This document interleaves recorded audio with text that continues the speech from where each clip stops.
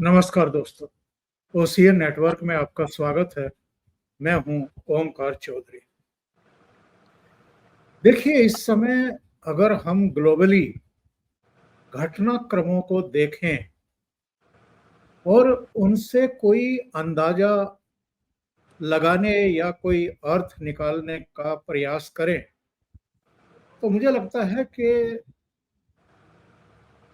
बहुत जल्दबाजी होगी, क्योंकि सब कुछ गड्ड-मड्ड सा हो गया है, ऐसा मेरा मानना है।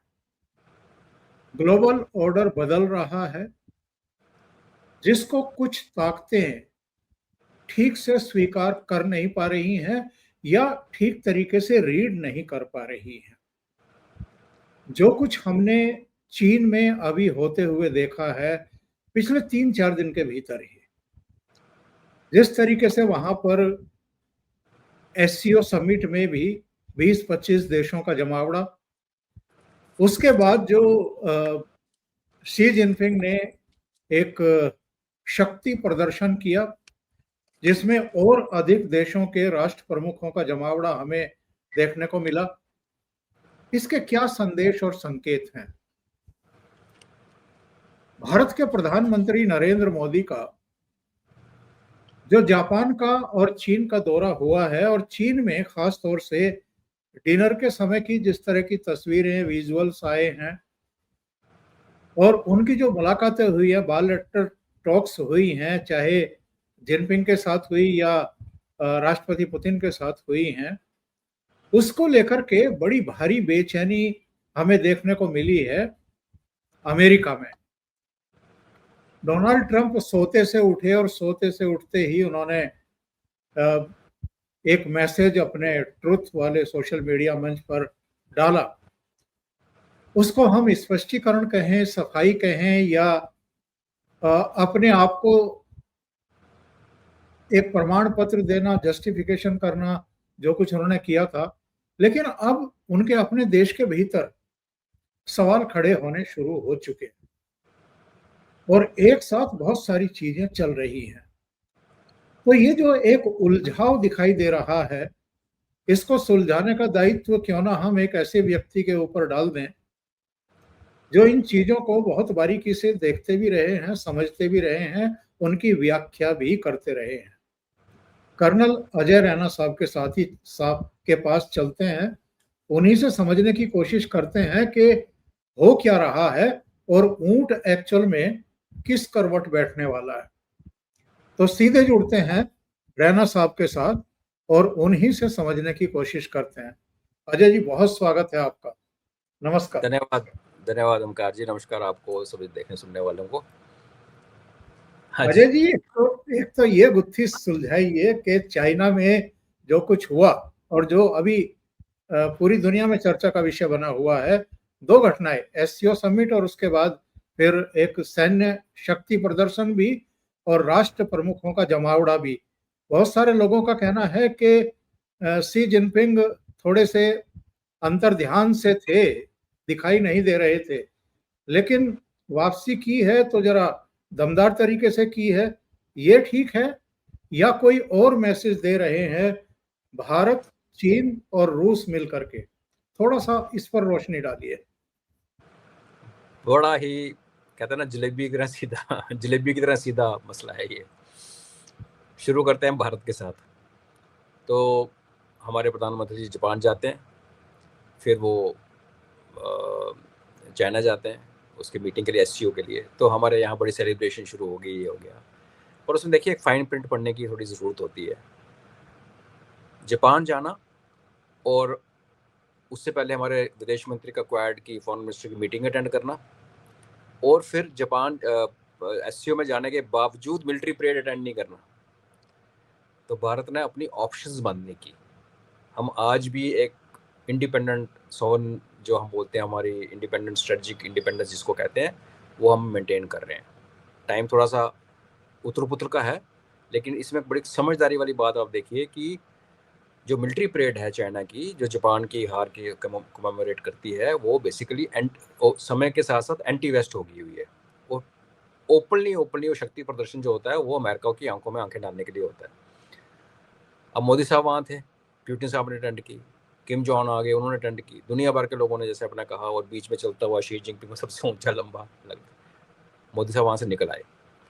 तो एक स्ट्रेटजिक ऑटोनॉमी, एक स्ट्रेटजिक इंडिपेंडेंस भारत ने बड़ी ही समझदारी दिखाते हुए, क्योंकि आई थिंक आपके शो में भी मैंने एक बार पे ये कहा कि आप ट्रंप को और अमेरिका को इकट्ठे मत देखिए, ट्रंप चला जाएगा, अमेरिका इधर ही है, और हम जितना मर्जी ट्रंप को गालियाँ निकालनी भी चाहिए, बेवकूफ़ी करता है, लेकिन टेक्नोलॉजी की जब बात आती है, सर्विसेज की जब बात आती है, तो हमारे साथ अमेरिका के साथ एक डिपेंडेंस है, और उसको हम नकार नहीं सकते, बिकॉज कई टेक्नोलॉजीज़ हैं जो कोई भी देश किसी को देता नहीं है।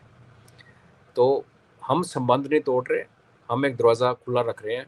एट द सेम टाइम जब दूसरी तरफ चलते हैं, वो ये है कि अमेरिका ने असंभव वाला जो काम था, चाहे वो RIC कह लीजिए, चाहे ब्रिक्स कह लीजिए, जो कर दिखाया, तो हम उसमें पीछे नहीं हटे। क्योंकि जब हम RIC की बात करते हैं, वो तो पुतिन का प्रोजेक्ट था। जब ब्रिक्स की बात करते हैं, तो जो दो मेन उसमें खिलाड़ी हैं, हम और ब्राज़ील। आप ब्राज़ील के स्टेटमेंट और हमारे स्टेटमेंट डे 1 से पढ़ के देखिए, जब भी ब्रिक्स की बात होती थी, जो कि हवा में था, कहीं था ही नहीं, एक नोट बनाया, वो डम्मी से घुमा फिरा के, और तो कुछ कोई हेडक्वार्टर नहीं, कोई कुछ नहीं। हमारा एटीट्यूड बड़ा सिंपल था कि हमने ब्रिक्स को अपनी ट्रेड, म्यूचुअल एक्सचेंज और म्यूचुअल डेवलपमेंट, आप भी बढ़ो हम भी बढ़ें, जो प्रधानमंत्री जी ने लाल किले पे खड़े होकर बोला कि ना हम किसी का फीता नहीं काटेंगे, हम अपना फीता लंबा करेंगे। तो ये हमारा एटीट्यूड रहा ब्रिक्स का डे 1 से भारत का। वेरएस चाइना और रशिया का एटीट्यूड ये है कि वो इसको एक जियोपॉलिटिकल टूल देखते हैं अमेरिका के खिलाफ, रीसेटिंग का टूल।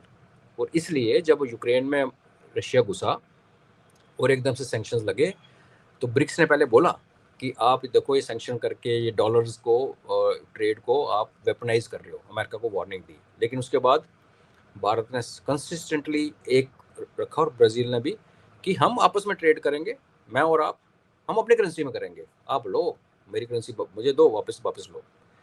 वेराज रशिया और चाइना ने डी डॉलराइजेशन की बात की।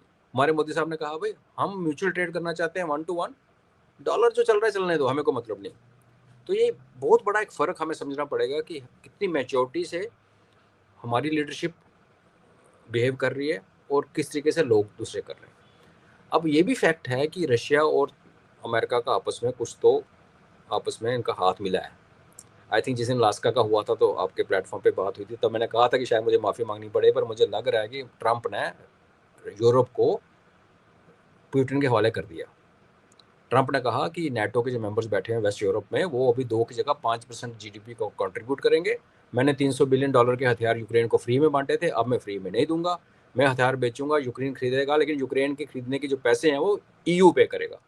At the same time EU के साथ उसने ट्रेड डील बड़ी घटिया किस्म की।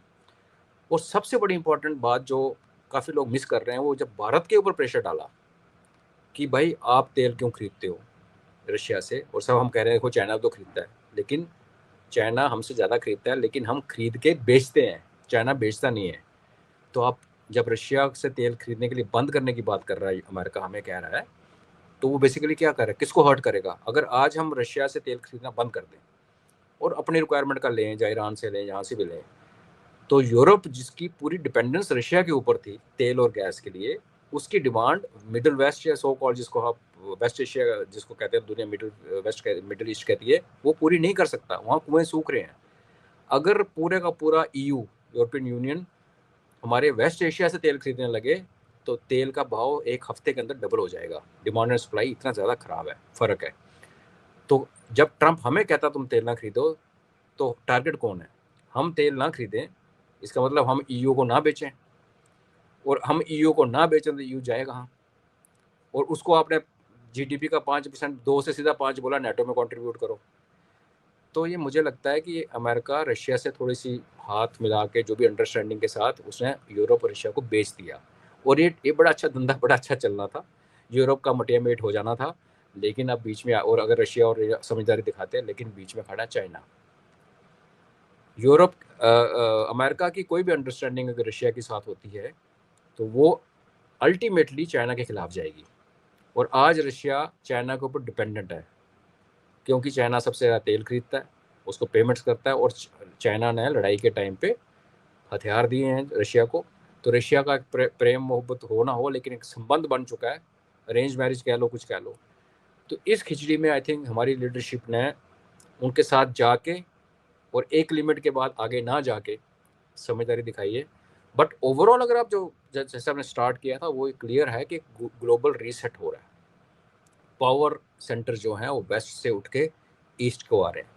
आप देखिए अगर RIC के बाद रशिया, इंडिया, चाइना और ईरान को मिला लेते हैं तो आपके पास ऑलमोस्ट 1/3 से ज़्यादा दुनिया की पॉपुलेशन है। नो हाफ वो है। और 40% ऑयल रिजर्व है आपके पास रशिया और चाइना इसका मिला लेते हैं ईरान का।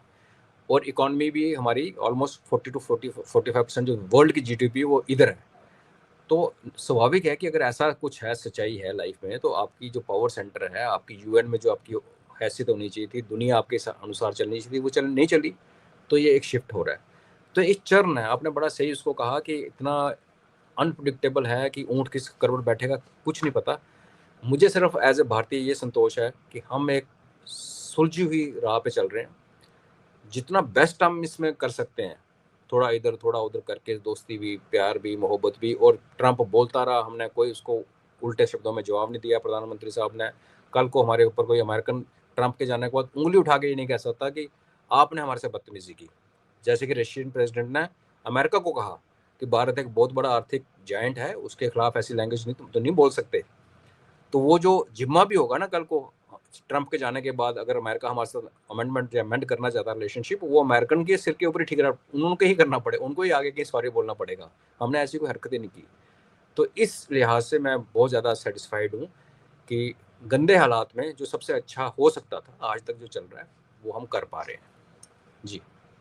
जिस बयान की तरफ कर्नल रैना साहब इंगित कर रहे हैं, मैं अपने दर्शकों को बता दूं, चीन में प्रेस कॉन्फ्रेंस के दौरान राष्ट्रपति पुतिन ने ये कहा है कि कोई भी देश भारत और चीन से इस तरह बात नहीं कर सकता।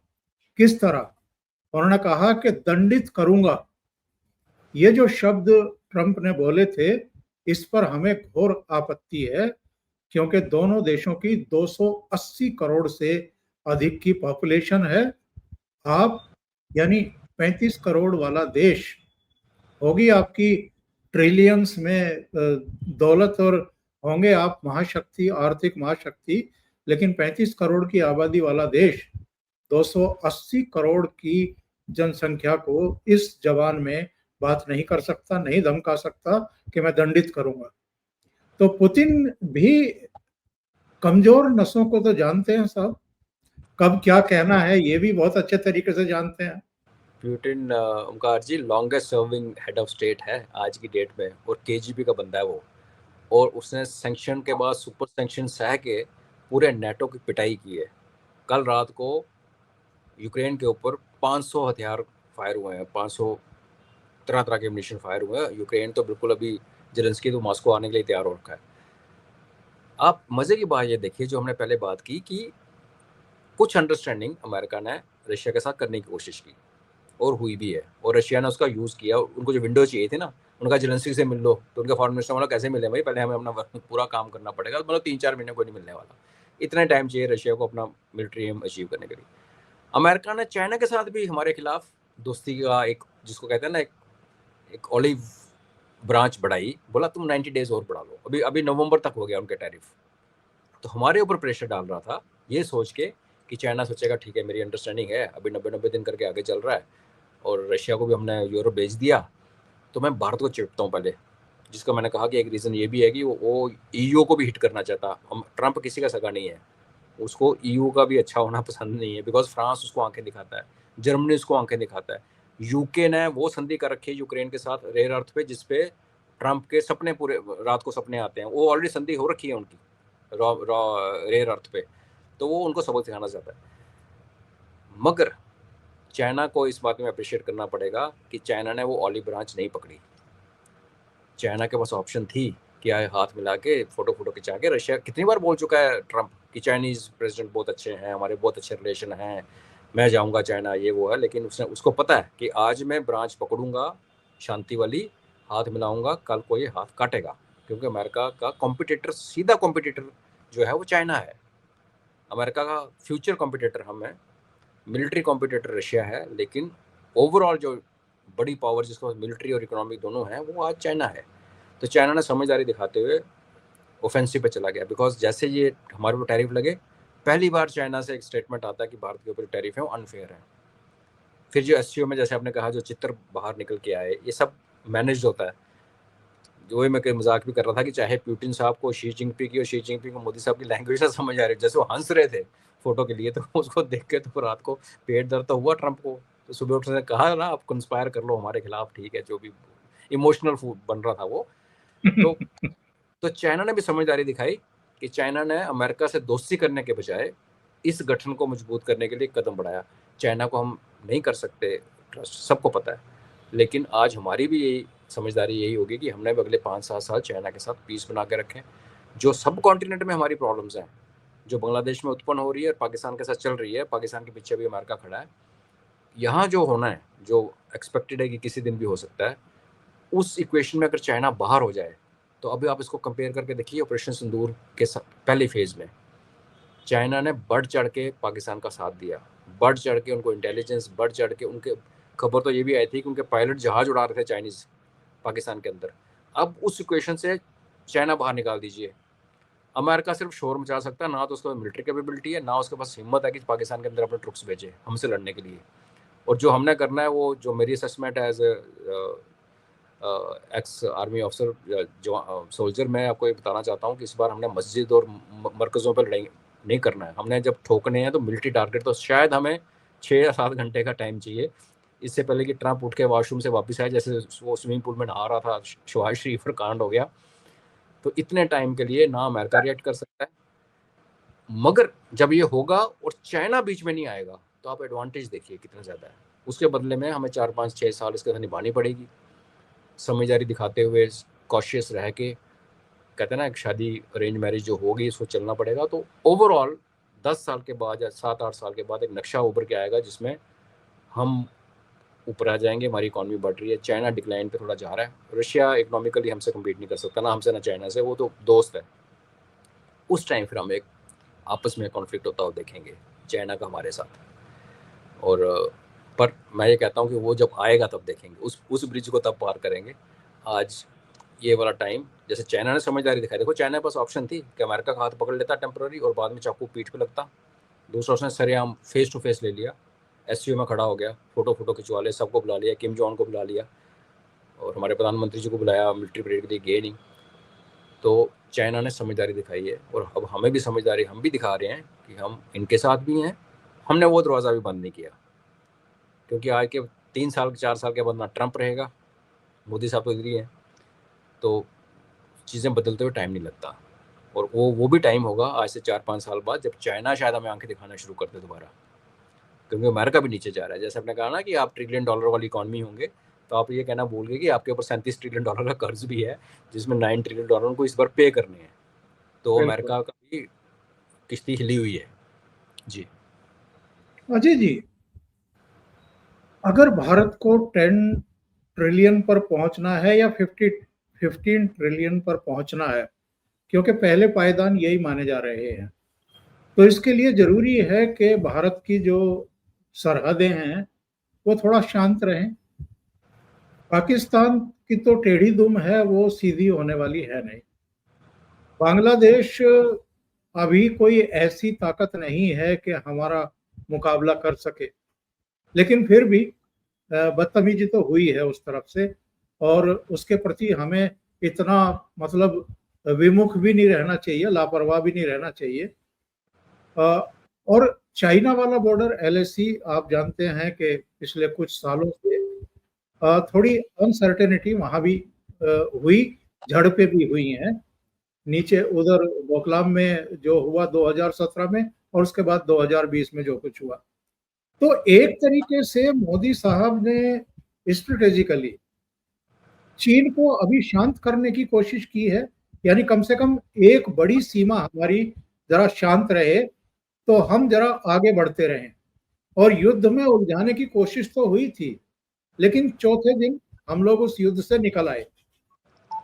युद्ध शुरू करना बड़ा आसान होता है, खत्म करना बड़ा मुश्किल होता है, लेकिन भारत बड़ी चतुराई के साथ अपना काम करके उस युद्ध से बाहर निकल आया। तो बिल्कुल राइट स्टेप लिए जा रहे हैं, सही डिसीजन लिए जा रहे हैं भारतीय नेतृत्व की तरफ से। बिल्कुल मैंने जैसे पहले कहा, एक तो बैलेंस जो मेंटेन किया हमने वो तो अप्रिशिएट करना चाहिए। ये जो आप चाइना के बारे में मैंने अभी जैसे कहा कि अगर पाकिस्तान से अब चाइना इक्वेशन निकाल देते हैं और अमेरिका उसके बदले में डालते हैं तो अमेरिका हमारा कुछ नहीं बिगाड़ सकता। उनके तो जहाज ही नहीं बचे अब चाइना के पास। हम तो कहते हैं ना हमारी फ्लीट कम होगी जी, हमें 10 स्क्वाड्रन चाहिए। पाकिस्तान के पास कितने हैं? क्योंकि अभी चाइना से हम नहीं लड़ रहे। कुछ बड़ा ही नर्थ हो जाए तो पता नहीं, अदरवाइज मैं 5-7 साल चाइना से लड़ाई होते हुए नहीं देख रहा। पाकिस्तान के 10-11 जहाज हमने और ठोक दिए। उसके बाद जो 1981 के मॉडल के 85 के मॉडल जॉर्डन के सेकंड हैंड जहाज उनके पास पड़े हैं, उनकी क्या काबिलियत है। और जैसे मैंने कहा अब जो नेक्स्ट फेज आएगी, अब तो 4 घंटे 4 दिन थे ना, इस बार 4 घंटे की लड़ाई होने वाली है और वन वे होगी। हम नहीं उलझेंगे, हम फौजें नहीं उलझाएंगे। पाकिस्तान कोशिश करेगा, मार खाते हुए कोशिश करेगा कि हमारे बॉर्डर की तो कुछ ड्रामा करे और हम पर जो मेरा देखने का तरीका ये है कि उनकी कमांड एंड कंट्रोल और हेडक्वार्टर्स को क्रिपल करके उनकी एयरफोर्स मिसाइल साइट्स को ख़त्म करके भारत ने एक स्टेटमेंट देना है। लेकिन उससे मैं ये भी देख रहा हूँ कि हो सकता है कि जैसे उसके मुनीर ने कहा था और जैसे आपने कहा कि बांग्लादेश कुछ नहीं, जैसे हाथी के आगे चींटी सूंड में घुस जाए तो तंग करती है। तो पाकिस्तान अपनी रक्षा के अपनी को साइड पे करने के लिए और बांग्लादेश क्योंकि उसका पिट्ठू है, नेपाल में काफ़ी इन्फ्लुएंस है, तो हो सकता है यहाँ से कुछ हो हमारे ऊपर। जैसे अभी हमने रैली में बिहार में इलेक्शन में पाकिस्तानियों को पकड़ा, अगर वो फायरिंग वहाँ हो जाती, कुछ धमाका कर देते, तो नेचुरली पाकिस्तान बहुत दूर है। 4 या 6 घंटे में भारत ने प्रूव तो कर देना था कि आए पाकिस्तानी थे वो। लेकिन फिर क्या होना था कि वो जो पाकिस्तान की गेम थी, क्योंकि देखो आपने पाकिस्तान ने एक गेम और खेली थी, 1.5-2 महीने पहले की बात है। इन्होंने अफगान पासपोर्ट्स बनाए नकली और अपने बंदों को दिए जिन्होंने भारत के अंदर आके कसाब टाइप अटैक करके मरना था, और उनकी जेब से अफगानिस्तान के पासपोर्ट निकलने थे और हमारे और अफगानिस्तान के रिलेशन खराब होने थे। उनकी किस्मत ख़राब थी कि वो जब वो बंदे अफगानिस्तान में थे नकली पासपोर्ट लेके, वो पाकिस्तानी थे, अफगानिस्तान में ट्रेनिंग कर रहे थे, उनको ISKP के पास उनको अफगानियों ने मार दिया इनकाउंटर में, और उनकी जेब से निकले। तो उन्होंने हमें सचेत किया भाई ये गेम चल रही है, ऐसा ना हो कि कल आपके देश में कोई टेररिस्ट मारा जाए बाहर का और उसकी जेब से निकले पासपोर्ट हमारा इसमें कोई लेना देना नहीं। तो ये गेम ऑलरेडी खेल रहा है। तो मुझे क्या लगता है कि हो सकता है ईस्ट से कुछ हो, हमारे पूर्व दिशा से कुछ आए, और जैसे मैंने कहा 6 या 8 घंटे में भारत साबित कर देगा कि ये पाकिस्तान की करनी है। तो वो अगर होना ही है तो ओमकार जी फिर ऐसा ही हो। ठीक है, थोड़ा सा झटका लगेगा, हमें नुकसान होगा, और मैं ईश्वर से प्रार्थना करता हूँ कि इतना बड़ा ना हो पहलगाम जितना, थोड़ा बहुत नुकसान होगा। और जब देशों की बात होती है, सिविलाइजेशन की बात होती है, तो बहुत ही तो चढ़ती है। उसमें क्या होगा कि उसके रिएक्शन में पाकिस्तान तो जो ठुकेगा बांग्लादेश भी साफ हो जाएगा, इनकी जो छोटी मोटी टूटी फूटी है ना।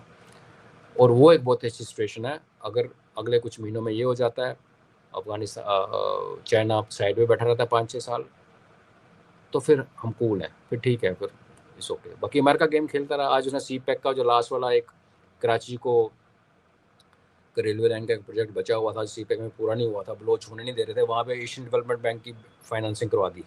एक न्यूज़ पोर्टल के हिसाब से फाइनेंसिंग हुई नहीं है, दूसरा न्यूज़ पोर्टल बोलता आ गया, सेंक्शन आ गया। तो वो अपनी गेम खेलता रहेगा। उसने वहाँ से कराची गया, वहाँ फिर ग्वादर से निकालना है उसने चाइनीज़ को, उसके अपने चल रहे हैं इश्यूज़। और चाइना ने मना कर दिया कि हम CPEC पूरा नहीं करेंगे।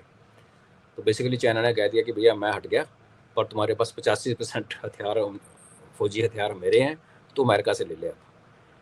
तो इनकी लड़ाई में हम तमाशा देख रहे हैं। बट लाइक मैंने शुरू में कहा, और 6-7 साल की पीस के बाद हम उलझेंगे चाइना के साथ भी, मगर तब तक हमारी तैयारी, हमारी क्षमता होपफुली इतनी हो चुकी होगी कि चाइना को भी थोड़ा सा फ्री हैंड नहीं, जैसे 62 वाला फ्री हैंड नहीं मिलेगा। बिल्कुल बिल्कुल।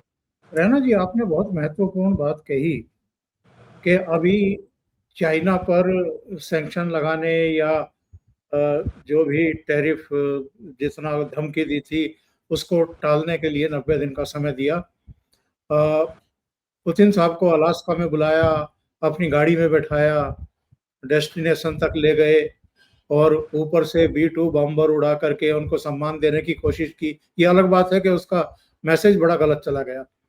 तो ये सब जानबूझ करके ट्रंप ने किया था ताकि थोड़ा-सा इनके कंधे पर हाथ रख करके भारत को दबाया जा सके। लेकिन चीन से जो भी विजुअल्स आए डिनर के समय के, तीनों की उन्मुक्त हँसी, बेलोस बातचीत, पुतिन साहब का 10 मिनट इंतजार करना और फिर करीब 45-55 मिनट तक गाड़ी में ही बैठ करके चर्चा करना और फिर बयान आना पुतिन साहब का कि हमारे बीच कोई रहस्य नहीं है कि क्या बात हो रही थी। क्योंकि अलास्का में जो कुछ चर्चाएं हुई थी हमारी, उस पर मेरी मोदी जी से चर्चा हुई है और आगे की रणनीति हमने तय की है। तो एक तरीके से शी जिनपिंग भी ट्रंप को मैसेज भेज रहे हैं, पुतिन भी भेज रहे हैं, मोदी जी भी भेज रहे हैं और अमेरिका के भीतर से कुछ डेवलपमेंट हो रहे हैं। वहां अब क्रिटिसिज्म झेलना पड़ रहा है राष्ट्रपति ट्रंप को कि आपने 2-2.5 दशक की सारी मेहनत पर पानी फेर दिया अपनी निजी खुंदक, निजी ईगो या पाकिस्तान में जो आपके पारिवारिक आर्थिक हित हैं उसके चलते।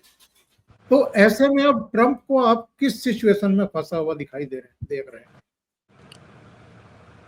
ट्रंप के लिए भी ना एक कॉम्प्लिकेटेड सिचुएशन बन गई है। उसने बेहूदगी की, बदतमीजी की और जो B2 बॉम्ब उड़ाया वो बेसिकली वो बिजनेसमैन है, उसको लगता है जैसे पार्टी दो 5 स्टार में बुला लो, अपने बिजनेस संबंधी जो बनाने हैं आपने उनको बुलाओ, खाओ पिलाओ खुद। तो वो देश थोड़ी ऐसे चलते हैं, वो आपकी कंपनी चल जाती हैं। हम इसमें एक एंगल जो भूल जाते हैं वो ये है कि सऊदी अरबिया, उसका जो प्रिंस मोहम्मद बिन सलमान है MBS, उसका पर्सनल रिलेशनशिप है, बिजनेस रिलेशनशिप ट्रंप फैमिली के साथ। जैसे कि ओसामा बिन लादेन का बिजनेस रिलेशन था सीनियर बुश की फैमिली के साथ। अब जब भारत ने पूरे यूरोप को सप्लाई करना शुरू कर दिया और जाके नाइजीरिया, गाना, तरह तरह के देशों के साथ ऑयल की फ्यूचर सिक्योर करना शुरू कर दिया, तो एकदम से लगने लगा सऊदीज को कि उनका भी तख्ता हिल गया। बिकॉज आज तक तेल का बादशाह सऊदी अरबिया था। जैसे मैंने कहा, रशिया से चाइना ने तेल खरीदा ज़्यादा हमसे, लेकिन चाइना किसी को बेचता नहीं है। हमने एक अल्टरनेट सप्लाई लाइन क्रिएट कर दी। हमारी रिफाइनरी यहाँ पे अनलिमिटेड मात्रा में तेल आ रहा है, अनलिमिटेड मात्रा में उसको रिफाइन करके आगे अनलिमिटेड मात्रा में भेजी जा रही है। तो ये बहुत बड़ी धमकी लग गई सऊदीज को। टर्की का अपना एक इशू है हमारे साथ, उसको वैसे गजवा हिंद करना है। नेटो का मेंबर भी है, कभी वो चाइना के, कभी वो रशिया की गोद में बैठ जाता है, कभी वो अमेरिका की गोद में बैठता है, कभी अमेरिका को आंखें दिखाता है। तो ट्रंप के सामने भी एक बड़ी अजीब सी, अगर आप देखें, हाँ मैं ये मानता हूँ कि डिप्लोमेटिक प्रोटोकॉल को वो फॉलो करके वो बड़ा कुछ कर सकता था। यही सैंक्शंस, यही सख्ती, यही समझौते पुतिन के साथ या शी जिनपिंग को 90 दिन टालना, ये वो प्यार मोहब्बत से हमसे भी बात कर सकता था। उसने बेवकूफ़ी ये की कि वो थोड़ा ज़्यादा ही ऐसी चीज़ें कर गया जो कि स्टेट्समैन नहीं करते। अदरवाइज देखो उसकी भी कॉम्प्लिकेशन, यूक्रेन में फंसा हुआ था वो। जैसे हमें इकॉनमी पकड़ाई मनमोहन सिंह सरकार ने मोदी जी को, एक बीमारू इकॉनमी, वैसे वाली इकॉनमी, बीमारू इकॉनमी और यूक्रेन के अंदर कमिटमेंट, इसराइल के अंदर फंसा हुआ उसको, और कब चाइना ताइवान में घुस जाए ये पता नहीं, और नेटो को जो मार पड़ रही है यूक्रेन में, तो उसकी भी थोड़ी कॉम्प्लिकेशन है, इतना आसान नहीं। और उसके ऊपर भी देखिए अमेरिका को डीप स्टेट ही चलाती है।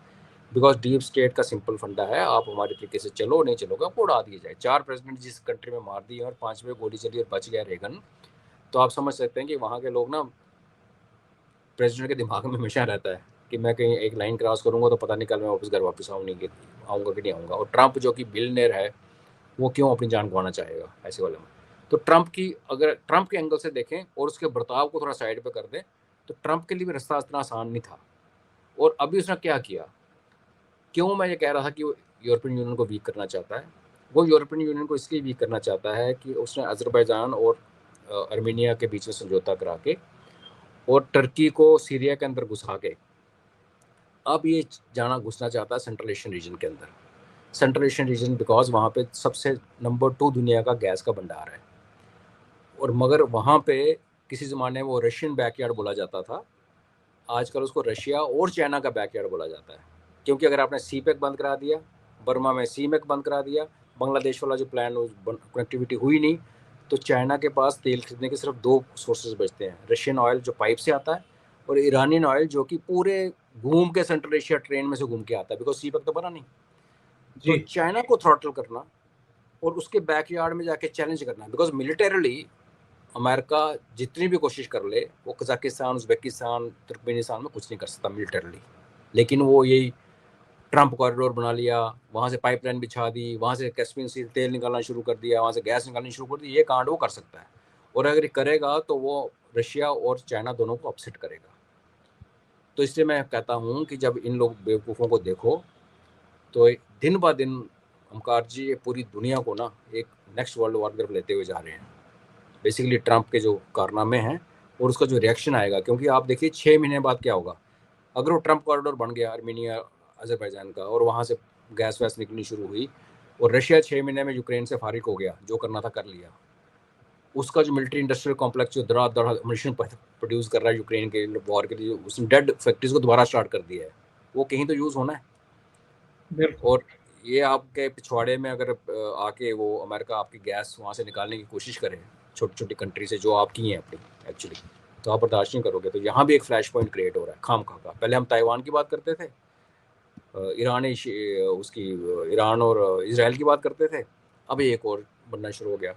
तो ट्रंप थोड़ा ना, जिसको कहते हैं ना बरसक, थोड़ा सा अनप्रिडिक्टेबल और खतरनाक होता हुआ जा रहा है। बिकॉज देखिए, हमें बड़ा अच्छा लगता है कहने में कि हमने उनको आंखें दिखाई, ट्रंप सहम गया, उसने फोटोज़ देखी, ट्रंप डिप्रेशन में चला गया। ऐसे लोग जब वीक फुटिंग पे आते हैं ना, वो कुछ भी कर जाते हैं, वो कोई भी पंगा कर जाते हैं अपने देश के दूर कहीं भी, क्योंकि उनकी असर हर जगह है। जिस देश के 200 से प्लस ज़्यादा, 800 कहते हैं लोग, बट बड़े बड़े 200 अड्डे हैं दुनिया में। सीएए की प्रेजेंस हर देश में है, और हमें पता है अभी मोदी साहब के खिलाफ रेजिम चेंज का कितना ज़्यादा प्रयत्न हो रहा है। तो ये थोड़ा सा एक बड़ा ट्रिकी सा टाइम है, और इसका सारा उथल पुथल का श्रेय मैं ट्रंप को देता हूँ।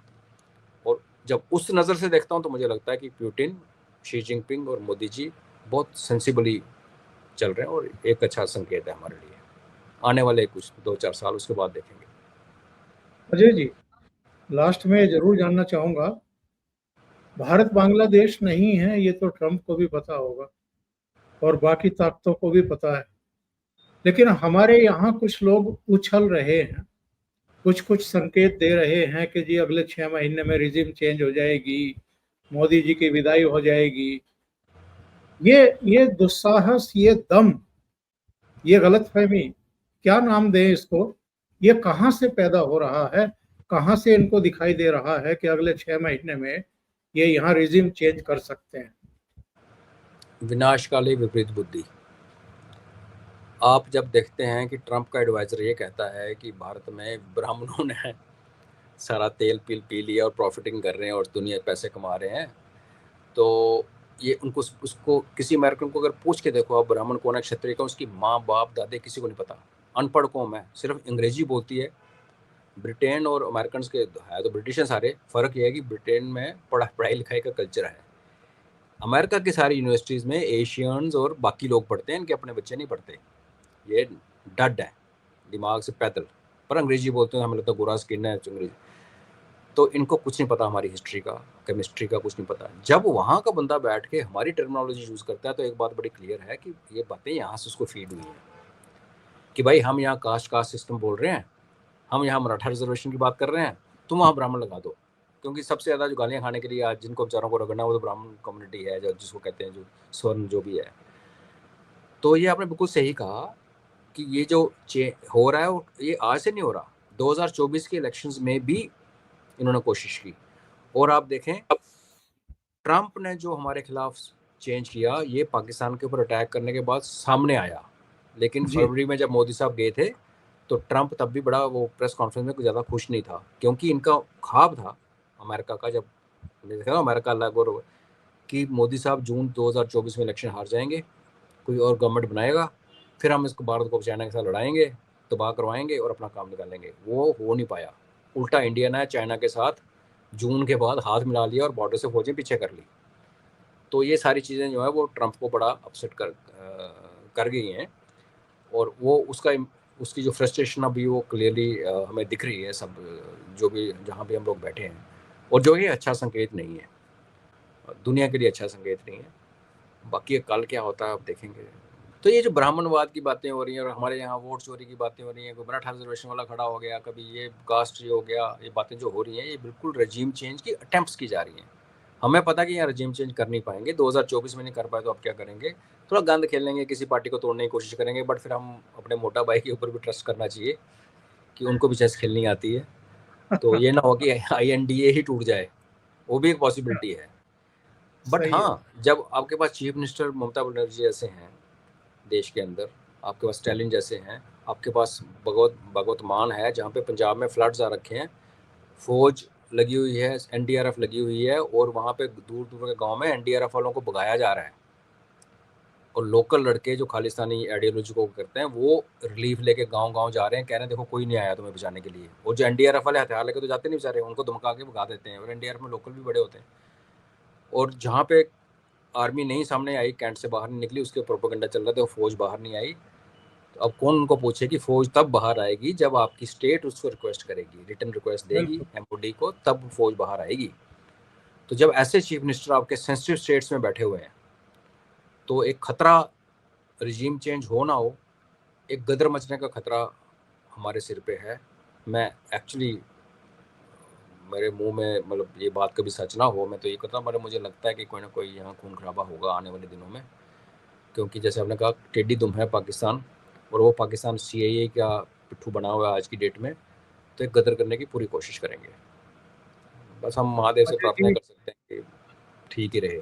जी, भविष्य के संकेत देने के लिए और कई महत्वपूर्ण मुद्दों पर चर्चा करने के लिए थैंक यू सो मच। आप जुड़े, आपने इतना समय निकाला। थैंक यू सो धन्यवाद, मच। धन्यवाद, जय हिंद। जय